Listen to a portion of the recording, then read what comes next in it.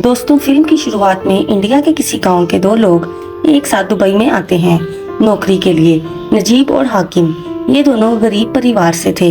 नजीब अपना मकान गिरवी पर रखकर अपने दोस्त की बातों में आकर वीजा लगवा लेता है और दुबई आ जाता है।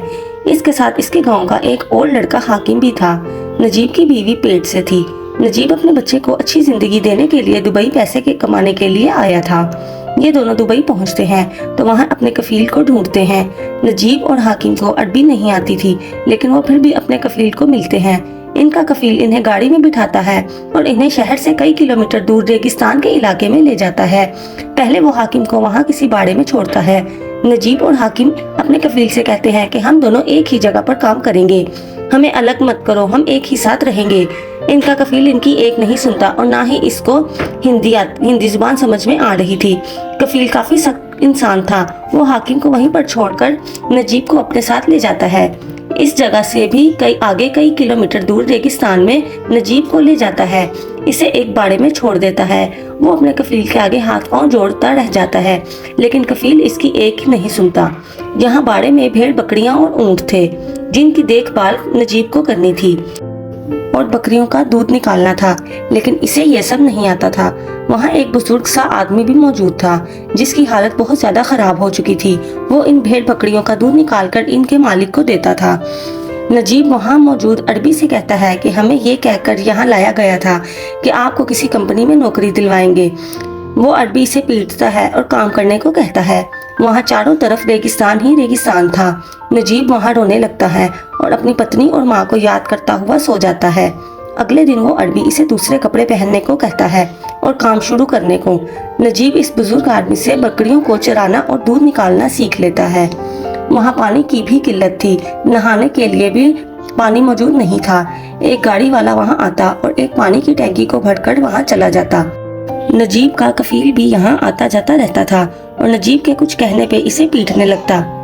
इनके पास बड़ी राइफल भी थी। अगर कोई भागने की कोशिश करता तो इसे गोली मार देते। मरने के बाद इसका नामो निशान भी ना मिलता। इसी तरह काफी दिन गुजर जाते हैं। नजीब का पूरा हुलिया बिगड़ चुका था। वो अपने आप को देखकर रोने लगता है और वहीं पर सो जाता है। जब वो सोकर उठता है तो वो बुजुर्ग आदमी वहाँ मौजूद नहीं था। नजीब और पहाड़ी पे चढ़कर देखता है तो वो बकरियां चराने के दौरान ही रेगिस्तान में मर गया था और इसकी लाश को गिद्ध नोच नोच कर खा रहे थे। नजीब जब ये देखता है तो वो कहता है कि मैं यहाँ हरगिज नहीं मरूंगा, मैं घर वापस जरूर जाऊंगा, किसी भी कीमत पर। इसी तरह कितना वक्त बीत चुका था, नजीब को पता तक नहीं था और अब तो इसे कोई पहचान भी नहीं सकता था। एक दिन वो बकरियां चराने काफी दूर तक निकल जाता है और वहाँ बारिश होने लगती है। वो भेड़ बकरियों को लेकर एक पहाड़ी के नीचे हो जाता है। वहाँ इसे किसी गुनगुनाने की आवाज आती है। वो पहाड़ी के अंदर से दूसरी तरफ चला जाता है तो वहाँ हाकिम मौजूद था। वो दोनों एक दूसरे को मिलते हैं और बहुत खुश होते हैं और रोने लगते हैं। हाकिम इसे बताता है कि मैं अभी कुछ ही दिन पहले यहाँ कुछ दूर ही काम करने के लिए लाया गया हूँ। भाई, आप ना उम्मीद मत होइए, हम यहाँ से एक दिन जरूर निकलेंगे और अपने घर जाएंगे। हाकिम इसे कहता है कि मैं जहाँ काम करता हूँ वहाँ एक आदमी है, इब्राहिम, इसे यहाँ के सभी रास्तों का मालूम है, वो हमें यहाँ से ले जाएगा। अगले हफ्ते तक कफील के बड़े बेटे का निकाह है और ये सब अरबी इसके निकाह पर जाएंगे। उस वक्त हम लोग यहाँ से भाग जाएंगे। नजीब कहता है ठीक है। इतनी देर में हाकिम वापस चला जाता है। नजीब भी भेड़ बकरियां लेकर वापस बाड़े में आ जाता है। अगले हफ्ते कफील के बेटे का निकाह का दिन आता है। कफील और बाकी यहाँ मौजूद अरबी भी निकाह पर चले जाते हैं। नजीब इनके जाने के बाद अपने बैग से वही कपड़े निकालता है और टैंकी के पानी से नहाता है। न जाने कितना अरसा बीत चुका था इसको नहाए हुए। वो अपने वही पुराने कपड़े पहन लेता है। इतनी ही देर में हाकिम और इसका दोस्त इब्राहिम आ जाते हैं और वो नजीब को जल्दी वहाँ से चलने को कहते हैं। हाकिम कहता है कि हमें बहुत लंबा रास्ता तय करना है, जल्दी चलो। वो तीनों रेगिस्तान की ओर निकल पड़ते हैं। कई किलोमीटर दूर चलने के बाद इनको प्यास लगने लगती है।